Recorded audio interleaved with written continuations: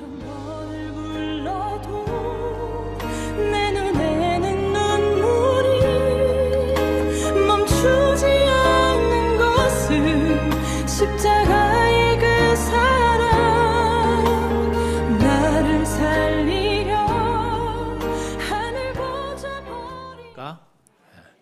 우리 같이 한번 인사 나누시고 말씀 나눕니다. 옆에 분들 좀 환한 웃음을 보면서 건강하십시오 이렇게 한번 오늘 인사하십시오. 하십시오.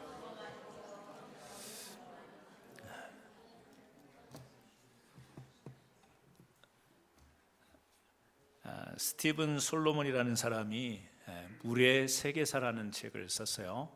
그 책에서 언급하고 있는 것 중에 우리 사람이 하루를 살아가는데 그냥 마시는 물뿐만 아니라 우리 생활 복리를 위해서 전체적으로 이렇게 편안한 삶을 영위해 가는데 개인에게 필요한 물의 양이 얼마냐, 그것을 이 사람이 5리터다 그렇게 이야기를 합니다. 5리터면 여러분 1리터짜리 그 페트병을 생각하시면 되겠는데, 우리가 하루에 물을 많이 마시는 분도 계시고 적게 마시는 분도 계십니다. 하지만 이 5리터를 다 마시는 사람은 별로 없을 것 같아요. 그런데 이 스티븐 솔로몬의 이야기는 뭐냐면, 우리가 샤워도 하고 또 생활 집안에서 생활할 때 물로 공급되는 모든 것, 이것을 계산을 했는데, 어떤 분 보면 샤워할 때 물 낭비를 굉장히 많이 하는 분도 계세요. 그런 분 치면 5리터도 사실은 많은 것은 아니지만, 이 사람은 우리 개인이 한 사람이 하루에 살아가는데 필요한 물의 양이 5리터다 그렇게 이야기를 합니다. 석유라고 하는 것은 우리가 굉장히 어떤 때는 물보다 더 가치 있는 것처럼 여기잖아요.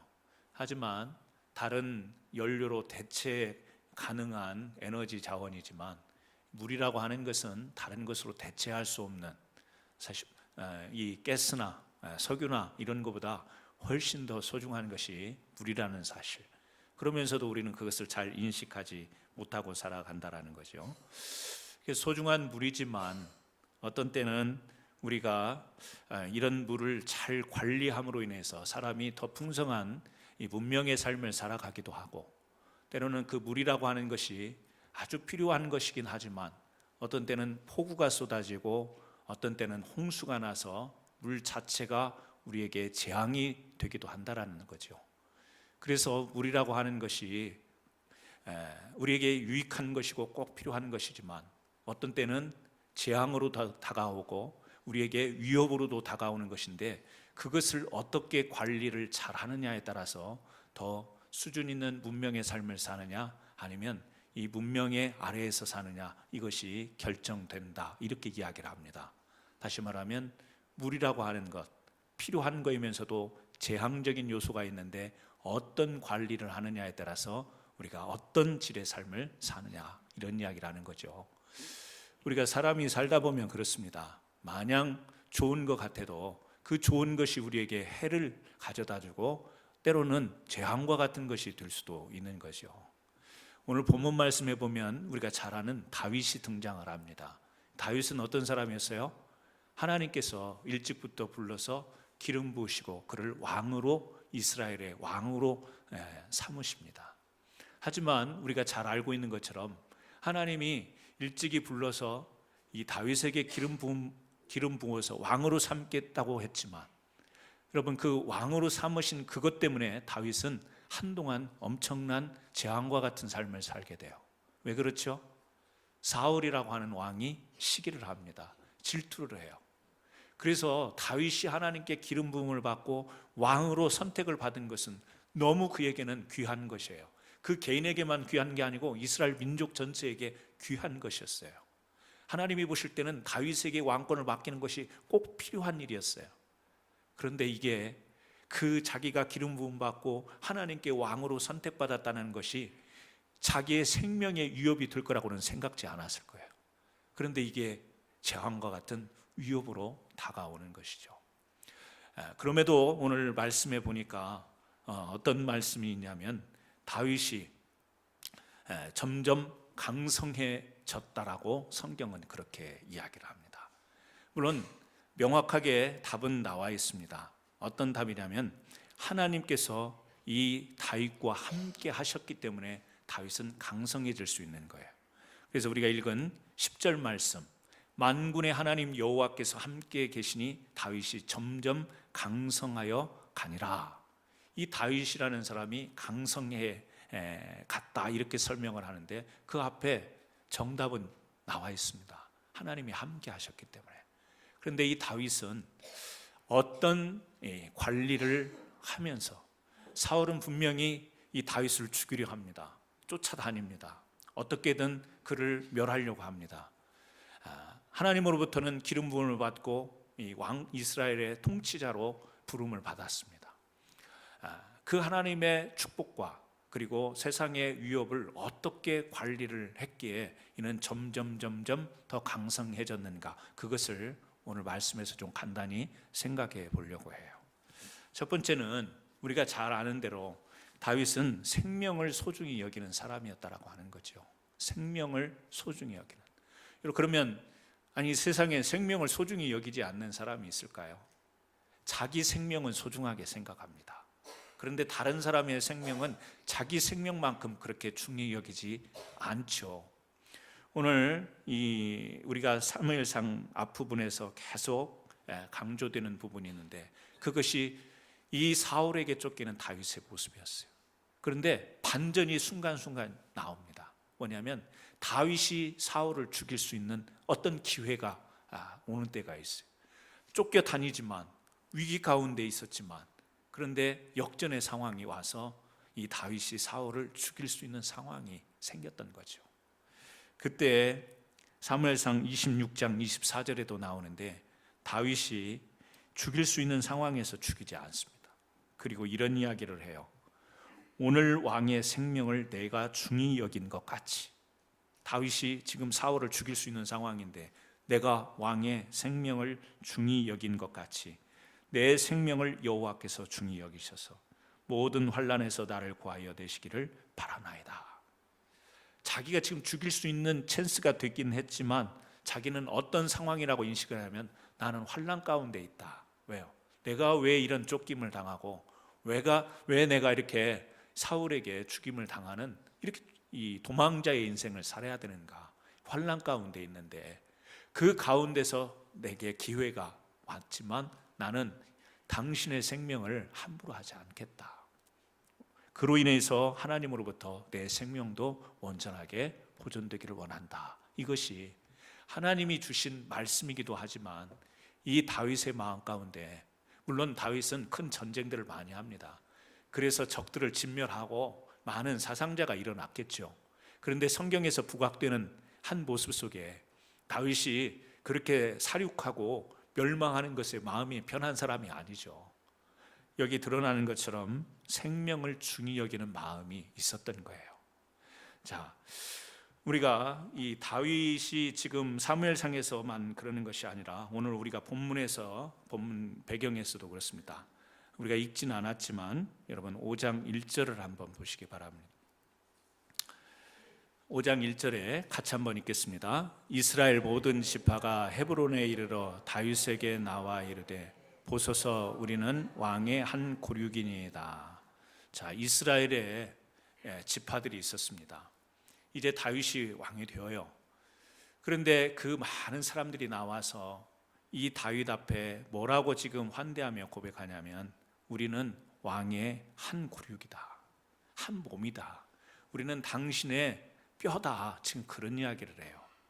자, 여러 가지 말로 다윗을 추앙하면서 좋아하면서 환대하면서 할 수 있는 이야기인데 한 고륙이다 이 말은 그렇게 쉽게 쓸 수 있는 말은 아니에요. 그러니까 그것은 뭐냐면 너무너무나도 이 이스라엘 백성들이 다윗에게 친근감을 느낀 거죠. 가족 같은 느낌, 너무너무 가까운 느낌. 그러면 다윗이 백성 이 지파에 있는 많은 사람들의 관계에 있어서 어떤 사람인지를 우리는 간접적으로 엿볼 수 있는 거 아니겠어요? 우리가 어떤 사람을 이 제3자를 놓고 이야기를 할 때 그 사람을 소개할 때 그 말들이 있잖아요. 그래서 그 사람을 굉장히 좋게 표현하고 칭찬하고 그 사람을 다른 사람에게 소개할 때 여러분 우리가 머리에 떠오를 수 있는 굉장히 좋은 말들이 많이 있죠. 우리 가족 같은 사람이야. 그 사람은 우리 한 식구나 다름없어. 뭐 이렇게 표현도 하지 않습니까? 여기는요 한 고륙이라는 거예요. 한 몸체라는 거예요. 같이 몸을 이루고 있는 그런 거라는 거예요. 얼마나 이 다윗이 이 사람들에게 이 존중의 여김을 가졌으면 사람들이 다윗이 권력을 잡았고 힘을 가졌지만 거기에 아부하려고 이런 말을 하는 것 같지는 않습니다. 그렇죠? 우리가 다윗은 오늘 보는 5장 또 그리고 사울왕을 맞대서만 그런 모습을 보여주는 게 아니에요. 시편에 보면 이 자기 아들 솔로몬을 위해서 기도하는 내용이 나옵니다. 시편 72편에 그게 나오는데요. 시편 72편이 다윗이 자기 아들 솔로몬을 위해서 기도하는 내용이에요. 거기에 아들 솔로몬을 위해서 어떻게 기도하냐면 그는 가난한 자와 궁핍한 자를 불쌍히 여기며 궁핍한 자의 생명을 구원하며 그들의 생명을 압박과 강포에서 구원하리니 그들의 피가 그의 눈앞에서 존귀히 여김을 받으리로다. 성경 문구기 때문에 이게 좀 딱딱한데 한마디로 이야기하면 뭐냐면 우리 아들 솔로몬이 하나님의 은혜 가운데 가난한 사람과 궁핍한 사람들에게 배려할 줄 아는 사람, 사람에게 따뜻한 이 사랑을 베풀 수 있는 사람, 궁핍한 자의 생명을 구원하며 생명을 소중히 여기는 사람, 자기 아들을 위해서 기도할 때 이 다윗의 자기의 이 속마음이 다 드러나는 거예요. 우리 아들이 이런 사람이 됐으면 좋겠습니다. 가난한 자, 궁핍한 자, 어려운 자들 하나님의 생명의 은혜를 그들에게 전하고 베풀고 이랬으면 좋겠습니다. 하나님, 그러면서 기도하는 내용이 시편 72편인 거예요. 그러니까 다윗이 어떤 한 장면에서만 생명을 소중히 여기는 그러한 사람이 아니라 전반적으로 이렇게 다윗의 삶을 들여다보면 이 사람을 굉장히 존중하는 이런 모습이 있었다라는 거예요.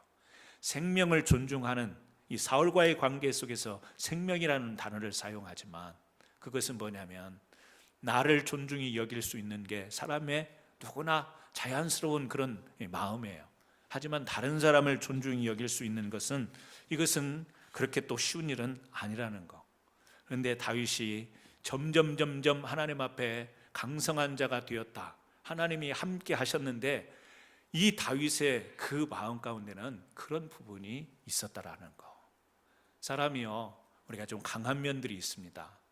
강한 면들이 있어서 또 어떤 때는 강하게 표현도 하고 강하게 행동도 하고 또 정말 강하지 않지만 강한 척을 하는 때도 있습니다. 왜냐하면 사회에서 살아갈 때 무시당하지 않기 위해서, 멸시당하지 않기 위해서, 그래야 내 자존심과 또 자존감을 지킬 수 있기 때문에 뭐 이런 이유로 인해서 우리 사람이 좀 강한 이런 모습이 삶 속에서 필요할 때가 있어요. 하지만 여러분, 우리가 오늘 다윗을 통해서 성경의 그 길 부분이지만 진짜 강성한 사람, 점점 강성해지고 정말 강한 사람은 어떤 사람이냐?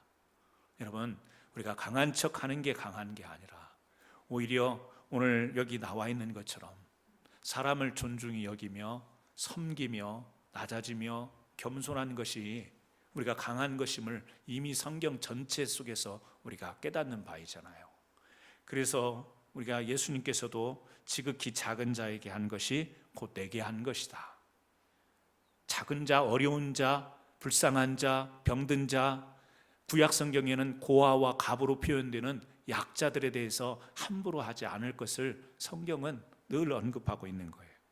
이사야 42장 3절에 예수님을 표현하면서 이렇게 예고하면서 이런 이야기를 합니다. 상한 갈대를 꺾지 아니하며 꺼져가는 등불을 끄지 아니하고 진리로 공의를 베풀 것이며. 상한 갈대를 꺾는 것은 쉽습니다. 그냥 손만 갖다 대도 발만 갖다 대도 꺾어지게 돼 있어요. 상했기 때문에. 그런데 그렇지 않다라는 거예요. 꺼져가는 등불, 막 불이 꺼질까 말까 하는데 그것은요, 손으로 이렇게만 해도 꺼질 수 있는 불. 그런데 그것을 끄지 아니하고 진리와 공의를 베푸시는 예수 그리스도, 그분이 어떤 분이신가를 이사야서에서 소개하면서 말씀하고 있죠. 여러분, 오늘 우리가 살아가면서 정말 하나님께서 함께 하시며 강성해지는 사람은 어떤 사람이냐? 내가 강한 것, 내가 강하고 내가 자신 있고 내가 당당하게 살아가는 것만이 잘 사는 것이 아니라 다른 사람을 존중히 여길 줄 알고 사회의 약자도 보고 불쌍한 자도 도우며 또 연약한 곳을 살피며 또 이렇게 생명이 약화되고 생명불이 약화되는 것을 다시 일으켜 세울 수 있는 그런 힘을 넣어줄 수 있는 사람, 그 사람이 믿음의 사람으로 강한 사람이 아닐까. 그래서 우리가 교회의 사역 가운데 그런 사역들이 있지 않습니까? 우리가 가난한 사람들, 또 형편이 어려운 사람들, 홈리스들, 또 우리가 이제 선교들 이렇게 가고 이렇게 하지 않습니까? 물론 복음이 가장 우선입니다. 그것을 부인할 수는 없지만 복음이 가장 중요하고 그들의 영혼 구원이 가장 중요한 거예요. 하지만 우리가 그것만을 보지는 않습니다. 우리 성경을 통해서 볼 때는 우리 사람이 사람을 존중하는 이런 마음, 그리고 하나님께서 주신 영적인 부분들을 잘 우리가 균형을 맞춰서 우리가 그렇게 사역을 할 때 아름다운 사역이 되는 거죠. 여러분이 아시는 것처럼 오늘 유스그룹 이제 도미니카 공화국으로 선교를 가게 됩니다. 저는 해외 선교 경험이 한 번도 없어요. 그래서 이번에 자체적으로 계획을 못하고 다른 교회에 힘을 빌어서 이렇게 가게 됩니다. 그런데 아이들에게, 물론 그 선교지에 그 아이들 이 영혼을 뜨겁게 사랑하는 마음이 제 마음속에 막 폭발적으로 있어야 되고, 우리 유스그룹 학생들에게도 좀 그런 마음이 있어서 선교를 가면 좋겠는데, 솔직히 고백하면 그런 마음 아직까지 그렇게 충만하지 못한 것 같습니다. 하지만 우리 교회에 자라나는 유스 아이들을 생각하면 저는 오늘 말씀처럼 이 아이들이 하나님 은혜 안에서 점점 강성해지는 우리 유스그룹 아이들이 되기를 원해요. 그러기 위해서 저들이 좀 현장에 가서 자기네들이 이 미국에서 평안하게 부모 밑에서 공부 잘하고 평안하게 안락하게 지금 사는 이것과 대조되고 대비되는 어려운 형편에 있는 자들을 보면서 먼저 그들의 마음속에 사람을 존중히 여길 수 있는 마음, 정말 연약한 자들을 돕고 싶은 마음들이 새록새록 좀 일어나고, 그 가운데서 우리가 예수를 전하면서 하나님께서 성령으로 이 어린 아이들이지만 그 마음을 사로잡아 주셔서 영과 그리고 또 인간에게 주신 이 감성이 결합이 돼서 이 따뜻한 사람에 대한 존중과 배려를 배우고 이 복음의 중요성을 우리 학생들이 먼저 배울 수 있는 계기가 됐으면 좋겠다. 그런 마음으로 준비를 하고 기도를 했습니다. 이번에 그렇게 됐으면 참 좋겠어요. 우리는 어린 아이들이 자기네들이 요즘에 경쟁 시대 아니에요? 옆에 있는 친구와 경쟁해서 누가 점수를 많이 받고 누가 성적이 좋고 누가 운동을 잘하고 누가 달란트가 있어서 재능이 많아서 많은 부분들에서 다른 사람보다 앞서 나가기를 바라고, 우리도 크리스찬이지만 자녀를 위해서 기도할 때 그런 부분이 상당하지 않습니까? 뒤처지는 거 원치 않고 다른 아이들보다 실력 있는 아이가 되기를 바라는 거. 그런데 우리 성경에서 그게 강성해지는 게 아니라는 사실을 우리는 깨달아야 될 줄 믿습니다. 우리 자녀들이 정말 강성해지기를 바라는 것을 우리는 좀 성경적인 원리에서 좀 찾았으면 좋겠고, 우리 자녀들뿐만 아니라 우리 역시 우리가 믿음의 사람들로 강성한 사람들이 되었으면 좋겠습니다. 그런데 내가 인정하는 내 자신의 강함이 아니라 하나님이 함께 해주시는 그 강함, 그래서 우리가 좀 더 강한 믿음의 크리스찬들이 되기 위하여, 여러분 혹시라도 상하여서 꺾어지는 어떤 사람이 있지는 않는가? 촛불이 희미하게 불이 거의 꺼지듯이 등불이 거의 희미하게 꺼지는 그런 상황에 인생 앞에 놓여 있는 사람들이 우리 주변에 없는지, 여러분 우리는 이것도 귀한 우리가 복음 안에 들어있는 아주 중요한 영역이라고 생각이 돼요. 왜냐하면 다윗처럼 강성한 자가 됐을 때 이스라엘에 영향력을 끼칠 수 있었던 거죠. 다윗이 힘이 없으면 백성을 인도할 수 없고 영향력을 끼칠 수가 없습니다. 하나님이 기름 부으실 이유가 없는 거죠. 우리도 다 하나님의 백성으로 부르심을 받았고 하나님의 백성으로 살아간다면 우리들 모두가 다 강성한 사람으로 쓰임 받았으면 좋겠어요. 근데 그 쓰임 받는 그 자리에 오늘 내가 강한 것으로 살아가지 말고 하나님께서 강성하게 하시는 그 원리를 우리에게 주셨는데, 그것은 약한 것을 배려하고 돌보고 찾을 수 있는, 그래서 정치하는 사람들을 보면 권력을 잡으면 그 권력의 힘이라는 것을 활용을 하지 않습니까? 그런데 그 권력을 가지고, 그 힘을 가지고도 백성들을 향해서 낮은 자세로 섬길 때 온 백성과 국민들이 감동을 받지 않습니까? 하지만 그 권력과 힘을 가지고 백성들을 통치하는 것이 맞지만, 그 권력을 우리말하고 할 때, 그 권위를 가지고 백성들을 막 함부로 하려고 할 때 우리 마음속에 거부감, 반항감이 생기지 않습니까? 그렇습니다. 하나님은 우리에게 놀라운 권세를 주셨어요. 그 권세를 붙든 우리들이 그 힘을 잘 활용할 줄 아는 믿음의 사람들이 되어야 될 줄 믿습니다. 점점점 강성해지는 주의 백성들 되시기를 예수님의 이름으로 축원합니다. 두 번째, 다윗이 어떻게 이렇게 강성해졌느냐? 왕의 마음, 왕의 의식을 가졌기 때문입니다. 2절 말씀 보시면, 전에 곧 사울이 우리 왕이 되었을 때에도 이스라엘을 거느려 출입하게 하신 분은 왕이시었고, 지금 무슨 말이냐면요, 지금 이스라엘 백성들이 다윗을 향해서 이야기를 합니다. 전에 사울이 왕이었을 때 다윗 당신은 왕이 아니었지 않습니까? 그런데 이 이스라엘을 거느려 출입하게 하신 분은 왕이셨고, 지금 이 말은 이 원어로 이렇게 가까이 접근해 보면 무슨 말이냐면요, 조금 의역을 하면 당신이 왕처럼 행동을 했습니다, 그 이야기예요. 사울이 왕이었을 때 당신은 왕은 아니었지만 이스라엘 이 나라 안에서 당신은 왕처럼 행동했습니다 라는 이야기예요. 정확히 다윗의 속마음은 알 수 없지만 다윗에게는 하나님께서 주신 그 은혜, 하나님께서 주신 메시지가 있었기 때문에, 그리고 하나님께서 어렸을 적 목동으로 불렀지만 하나님께서 주신 은혜가 있어서 목동으로서 살아가지만 뭐죠? 아버지로부터 위임받아서 양을 치는 거지만 주인의 마음으로 양을 친 거 아니에요? 그래서 맹수가 와도 어떻게 하죠? 담대하게 그것을 물리치고 그것을 지키는 목동의 삶을 살았죠. 왕이 아니었지만 이 다윗의 마음속에는 왕의 의식이 있었던 거죠. 여러분 잘 알고 있는 사무엘, 그는 에브라임 지파 사람입니다. 그래서 제사장의 역할을 할 수가 없어요.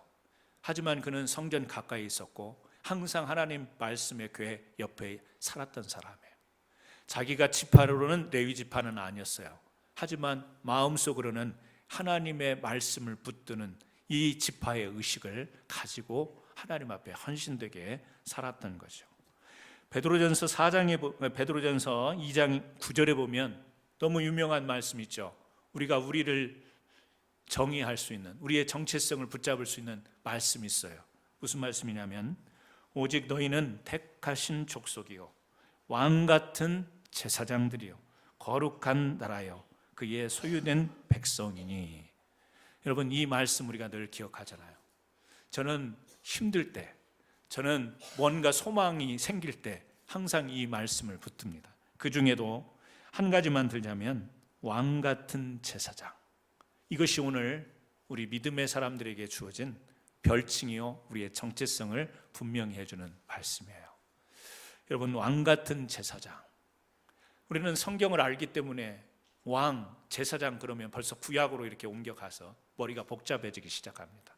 그 왕들의 사건들, 제사장이 제사를 드리는 집리하는 일들, 레위기서 막 이런 복잡한 일들이 생각이 나요.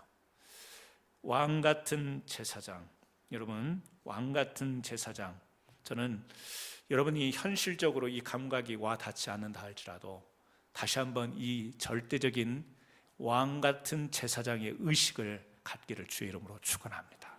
의식은 중요해요. 그래서 사람을 인간 자체를 바꿀 때 의식과 교육부터 시킵니다. 의식부터 전향하게 만들어요. 의식부터 바꾸는 거예요. 여러분 오늘날 유대인들이 지금 미국에서뿐만 아니라 전 세계 얼마나 큰 영향력을 미치고 있어요. 그런데 그 사람들을 가만히 따지고 올라가 보면 그들에게는 선민의식이 있었습니다. 우리는 하나님께서 택하신 민족이다. 그리고 다른 민족은 하나님이 택하지 않으셨다. 그러니까 선민이 맞긴 맞지만 하나님께서 의도하신 선민의식을 유대인들이 갖는 건 아니에요. 하나님이 의도하신 선민의식과는 달라요. 선택한 건 분명하지만 그들이 갖는 의식은 다른데도 불구하고 그 선민의식이 계속해서 내려져서 오늘날까지 나라를 잃어버렸잖아요. 영토를 잃어버렸잖아요. 지금 이스라엘 현지에 살고 있는 유대인들이 700만으로 추정합니다. 그리고 전 세계에 흩어져 있는 유대인들을 1,500만에서 1,700만으로 그렇게 따집니다. 그러니까 전체 세계 인구의 0.3%도 안 되는 거예요. 이 사람들이 16억 이슬람권과 지금 맞대하고 있어요. 이게 사실은 우리가 불가사한 일이나 마찬가지. 세계 인구의 0.3%, 1,500만에서 1,700만 되는 인구가 16억 이슬람권과 지금 맞대하고 있죠. 위에도 이슬람, 옆에도 이슬람, 밑에도 이슬람 아니에요.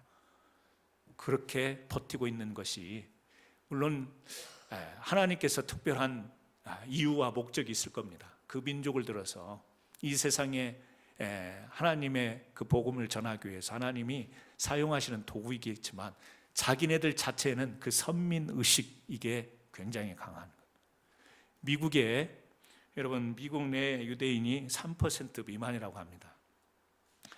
상위 부자 이 400명 가운데에 24%가 유대인이래요. 그리고 최상위 40명 중에 42%가 또 유대인이라고 합니다. 이게 뭐 숫자적으로 막 수치적으로 이렇게 조사한 게 얼마만큼 정확한지는 모르겠지만 단순히 부자만이 아니죠. 정치, 경제, 금융, 예술, 문화, 언론, 정보통신까지 거의 다 이 유대인들의 자본이 안 들어간 곳이 없어요. 미국의 상위 6대 은행 중에 3개 은행이 유대인 자본이랍니다. 저는 몰라요. 어떤 은행인지는 모르겠지만 기사를 보니까 그렇게 나와 있어요. 워싱턴 포스트, 타임지 등 영향력 있는 언론사 모든 뒤 배경에 유대인의 자본이 있다는 거죠. 문화 영화계도 마찬가지. 미국에 7개 메이저 영화사가 있는데 디즈니만 빼고 나머지가 다 유대인 자본 가지고 운영되는 영화 회사랍니다. 디즈니만 빼고. 디즈니를 제가 좋아하려고 하는데 많이 훌륭한. 여러분 이런 영향력이 물론 여러 가지 요인은 있겠지만 오늘 우리가 좀 여기에 포커스를 맞춰서 보면 이들에게 선민의식, 그래서 어떤 것에도 굴하지 않고 하나님이 우리와 함께 하기 때문에 그들이 말하는 유일하신 하나님이 우리와 함께 하기 때문에 우리는 하나님이 함께함으로 무엇이든지 뚫고 나갈 수 있고 이길 수 있다. 이런 의식이라는 것은 굉장히 중요합니다.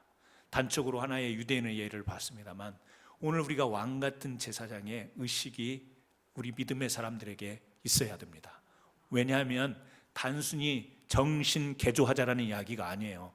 성경이 우리를 그렇게 이야기하고 있기 때문에 그래요. 성경이 우리를 왕 같은 제사장, 우리를 택하신 족속이요. 우리 또한 이 육적인 이스라엘뿐만 아니라 이 복음으로 믿음으로 우리를 또한 거룩한 나라를 삼으셨다고 성경은 분명하게 이야기하기 때문에 우리가 그 성경을 보고 우리의 의식이 그런 의식이 돼야 되죠. 여러분 왕은 뭐죠? 통치자입니다. 왕은 통치자예요. 통치자라는 것은 어떤 의미죠? 다스림이에요. 여러분 권력 남용이 아니라 제대로 다스리는 것, 이것을 의미하는 거겠죠. 여러분 우리가 이 세상에 왕 같은 제사장, 왕으로서의 삶을 살아가기 위해서는요 우리 삶을 다스려가는 사람이 되어야 되는 거예요. 점차 우리가 강성한 사람으로 살아간다는 것은 우리 삶을 지배하고 다스릴 때 강한 사람이 되는 거지, 삶을 항상 끌려다니고 항상 환경과 상황 속에 질질질질 끌려다니면서 마지못해서 억지로 어쩔 수 없어서 그렇게 살아가는 삶은 왕의 통치자의 모습이 아니라는 사실. 그런데 우리 믿는 사람들이 세상에서 보면 저를 포함해서 모든 사람들이 그 상황과 그 환경, 이것을 담대하게 우리가 다스리는 삶을 살기가 쉽지 않다라는 것을 우리가 부딪히면서 늘 겪는 거 아니겠어요? 그런데 그런 상황과 환경 속에서도 우리의 의식은 왕, 하나님은 하나님의 통치를 우리에게도 공유하시며 주셨다. 그래서 하나님 맨날 불쌍한 듯, 맨날 동정을 구하는 듯 우리가 그런 신앙의 모습으로 그런 기도의 자리에 나오는 게 아니라 좀 세상에서 예수 그리스도의 그 능력의 이름을 선포하며 통치자처럼 악한 사단도 다스리고 환경도 다스릴 수 있는, 물론 좀 신비주의적인 신앙생활을 가진 사람들을 보면 막 기도할 때 막 모든 게 선포잖아요. 마귀야 물러가라 막 그러고, 감기야 물러가라 그러고, 뭐 조금 열을 오르는 것도 열아 물러가라 그러고, 그런 거 보면 좀 이상해요. 이상하긴 이상해. 그런데 그 사람들은 막 그 하나님의 권세로 물리치고 내가 다스리는 삶 살겠다고 하는지는 모르지만 우리가 볼 때는 좀 이상해요. 그러라는 게 아니에요. 신비주의에 빠지자라는 게 아니라 의식과 마음이 하나님께서 하신 말씀과 일치되어서 때로는 담대하게 당당하게, 분명히 예전 같으면 내가 이 상황에 불해야 되고 내가 정말 어떻게 저 자세로 어떻게 해야 되는가 이러지도 못하고 저러지도 못하는 질질 끌리는 삶에서 주님을 의지하고 주님을 믿기 때문에 좀 그 상황을 다스릴 수 있는 이와 같은 왕의 의식을 가지고 살아감이 우리 삶 속에 여러분 필요하지 않나.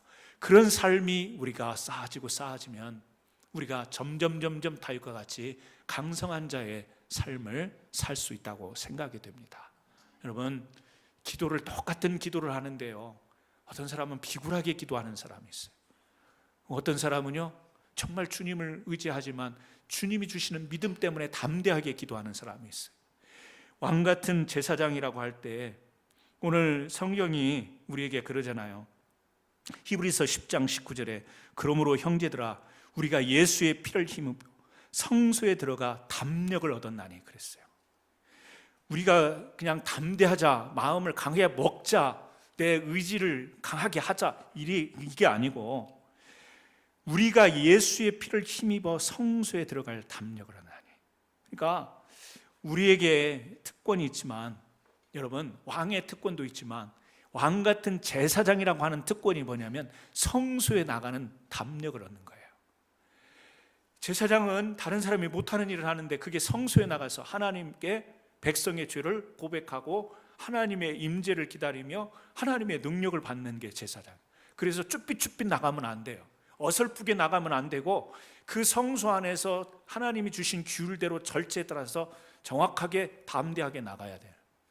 아유, 불을 켰나 안 켰나, 떡을 먹었나 안 먹었나 막 오락가락하면서 이렇게 하다가 잘못하면 죽는 거 아닌가, 이런 모습으로 나가는 게 제사장의 모습이 아니고 담력을 얻어 하나님 앞에 나가는 거예요.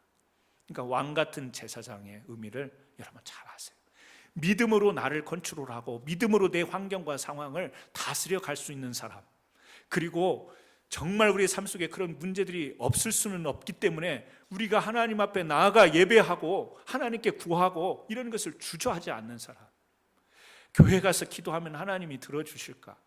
내가 좀 하나님 앞에 예배도 좀 빠지고 잘못한 것도 있는데 그럼 하나님이 그것 때문에 이번에는 복을 안 주시겠지, 막 이런 째째한 생각을 막 우리가 하나님께로 이렇게 돌리지 말고요, 담대하게 가는 거예요. 조금 우리식으로 표현하면 뻔뻔하게 나가는 거예요. 하나님, 나를 하나님의 자녀 삼아 주셨다며요. 나를 죄악 가운데서 구원해 주셨다면서요. 나를 이렇게 버려두시겠습니까? 이 상황 속에서 내가 비굴하게 세상에서 왕 같은 모습이 아니라 정말 부끄러운 모습으로 살아가는 게 맞습니까? 아니지 않습니까? 모세가 그런 기도했잖아요, 백성들을 대신해서. 여러분, 성소에 나가는 담력을 얻으시기를 주의 이름으로 축원합니다. 누가 할 수 있어요? 제사장이 할 수 있는 거. 여러분을 왕 같은 제사장이래요. 그래서 여러분이 나와서 세상에서는 어떻게 살았는지는 모르지만 오늘 주일날 하나님 앞에 나와서 우리가 찬송하고 기도하고 오늘 예배로 나가잖아요. 여러분, 그 왕 같은 제사장의 모습이 있을 때, 여러분의 삶의 하루하루에 그런 의식과 적용이 있을 때 여러분이 강성해지는 믿음의 사람이 될 줄 믿습니다. 마지막으로 세 번째, 다윗이 강성해질 수 있었던 이유는요, 심지가 견고한 사람이었기 때문에 그렇습니다. 마음이 견고했어요. 그런데 아세요? 사람의 마음을 가장 잘 흔들 수 있는 것이 뭔지? 말이라는 거예요. 사람의 마음을 가장 쉽게 잘 움직일 수 있는 게 사람의 말이에요. 말이 마음을 움직이게 만들어요. 다윗은 어떤 사람이었느냐? 심지가 견고했어요.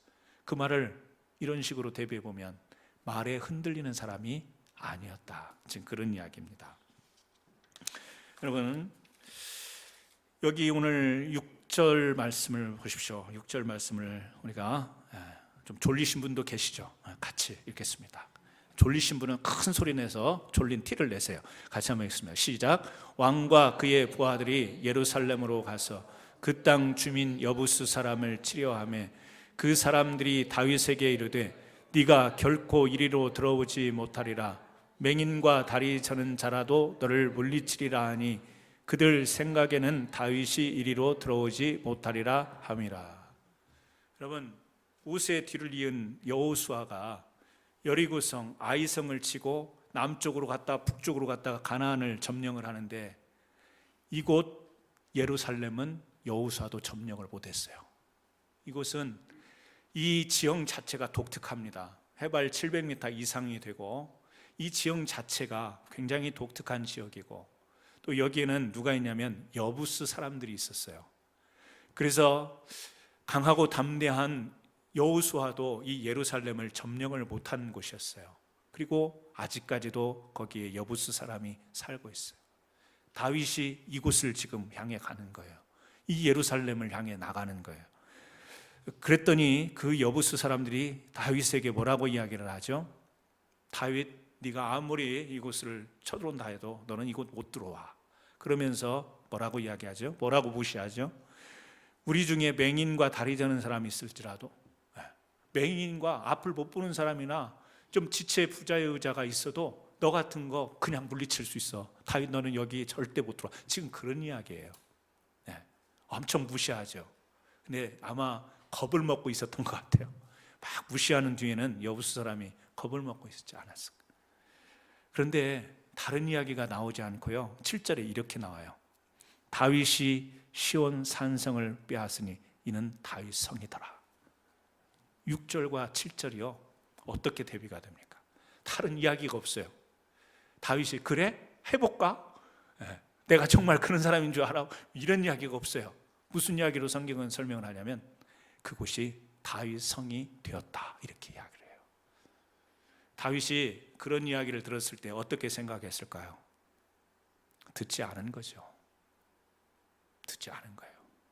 여러분, 골리앗과 이 목동이었을 때 싸울 때 장면 생각나세요? 그때 생각나세요? 다윗이 오히려 사울에게 이야기합니다. 사무엘상 17장에 보니까 다윗이 사울에게 고하되 그를 인하여 사람이 낙담하지 말 것이라. 사울 왕이시여, 낙담하지 마십시오. 앞에 블레셋과 골리앗이 있는데 그 자체를 보고, 그리고 또 골리앗이 하는 이야기를 듣고 낙담하지 말라는 거예요. 주의 종이 가서 저 블레셋 사람과 싸우리다. 그랬더니 골리앗이 무슨 이야기를 하죠? 이렇게 이야기를 해요. 내게 오라. 네 고기를 공중의 새들과 짐승들에게 주리라. 잔인무도하게 골리앗이요, 이렇게 등치 큰 사람이 소년 다윗을 보고 지금 그렇게 하는 거야.